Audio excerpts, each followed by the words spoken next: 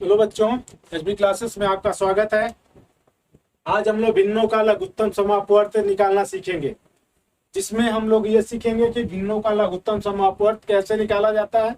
तो उसके बारे में हम लोग आज क्या करेंगे, सीखेंगे। तो चलिए एक क्वेश्चन देख रहे हैं ना। पहला क्वेश्चन है 4/5, 6/25 तथा 8/15 का एलसीएम क्या होगा, यानी लघुत्तम समापवर्त क्या होगा। पहला क्वेश्चन हुआ।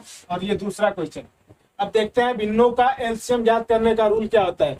तो भिन्नों का एलसीएम ज्ञात करने का रूल ये होता है कि भिन्नों का एलसीएम बराबर अंशों का एलसीएम बटा में हरों का एलसीएम, यही होता है उसका रूल। तो क्या करते हैं, जो अंश होते हैं और जो हर होते हैं उनका क्या करते हैं, अंशों का एलसीएम निकाल दीजिएगा और हरों का क्या कर दीजिएगा, एचसीएफ निकाल देंगे। वही क्या होगा, आपका आंसर आ जाता है। तो समझिएगा, ये देख रहे हैं ना, 4/5 और 6/25, 8/15 है। तो यहाँ पे अंश यानी कि अंश देखना ना, ये है और ये है। 6, 4, 6 और 8 का एलसीएम हमें निकालना है। किसका, 4, 6, 8 का। तो 4, 6 और 8 का हमें क्या निकालना है, एलसीएम निकालना है। तो हमने आपको एलसीएम के पहली वीडियो में पढ़ाया था कि जब किसी भी संख्याओं का एलसीएम निकालना होता है तो उनमें से जो सबसे बड़ी संख्या होती है वो क्या होती है, आपका एलसीएम होती है। यहाँ पे देख रहे हैं 4, 6, 8 में सबसे बड़ी संख्या कौन है, 8 है। इसका मतलब एलसीएम हमारा क्या होगा, 8। लेकिन 8 है, वो 8 एलसीएम होगा किस कंडीशन में होगा, जब दोनों संख्याओं से ये पूरी तरह कटेगा। तो 4 से तो ये कट गया, लेकिन 6 से कटेगा नहीं, कटेगा। जब 6 से नहीं कटा है तो उस कंडीशन में मैंने क्या बताया था कि जब वो संख्या दूसरी से एक संख्या से नहीं कटता है तो इस संख्या का बड़ी वाले संख्या का पहाड़ा पड़िएगा। यानी कि पहाड़ा पड़ेंगे 8 दूना के 16। 16 क्या 6 से कटेगा, नहीं कटेगा। 4 से कट रहा है लेकिन 6 से नहीं कट रहा है। इसका मतलब ये एलसीएम नहीं होगा। 8 3 24, जो किससे कट रहा है, 4 से भी कट रहा है और 6 से भी कट रहा है। इसका मतलब एलसीएम क्या होगा जी, 24 होगा। तो अंशों का एलसीएम क्या हो गया, 24 बटा में। अब देखिएगा हरों का एचसीएफ पूछ रहा है ना, तो हर क्या दे रहा है आपका, हर ये 5 है, 25 है और 15 है। 5, 25 और 15 का आपको क्या निकालना है, एचसीएफ निकालना है, यानी मौसा निकालना है। तो कैसे आप करेंगे, तो ध्यान दीजिएगा। तो हरों का मौसा बराबर कैसे निकालेंगे, तो मौसा के लिए आप देखते हैं 5 दिया हुआ है, 15 दिया है और ये 25 दिया हुआ है।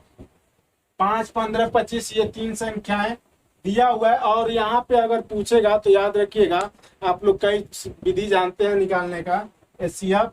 तो एचसीएफ निकालने के लिए कई विधियां आप लोगों को मालूम होंगी, लेकिन इस विधि में हम ये बता दें आपको कि इन दो संख्याओं का क्या करिएगा, अंतर निकालिएगा। इन दो संख्याओं का यानी 5 और 15 का एचसीएफ अंतर कितना होगा, 10 होगा। अगर इस 10 से ये संख्याएं तीनों कट जाती हैं तो इसका मतलब ये एचसीएफ होगा। अगर नहीं कटेंगी तो नहीं होगा। अगर नहीं कटती हैं तो इसके दोनों इसके 2 गुणनखंड मिलेंगे। इसके 2 गुणनखंड क्या क्या होंगे, 2 और 5 होंगे। इनमें से किसी एक से क्या होगा, ये तीनों संख्याएं कट जाएंगी और जिससे ये कट जाएंगी वही क्या कहलाएगा, आपका एचसीएफ होगा। तो 2 से क्या कटेगा, 5 नहीं कटेगा। 2 से क्या 15 कटेगा, नहीं कटेगा। 2 से 25 कटेगा, नहीं कटेगा। जब नहीं कटेगा तो किससे कटेगा, 5 से कटेगा ना। 5 से काटेंगे, 5 5 25, 5 3 15, 5 1 5। किससे कट गई है, 5 से। इसका मतलब एचसीएफ क्या होगा, बात समझ में आ गई। इस तरह से आप क्या कर सकते हैं, एचसीएफ भी निकाल सकते हैं। तो आई होप कि आपको ये चीज समझ में आ गई होंगी, भिन्नों का एलसीएम निकालना।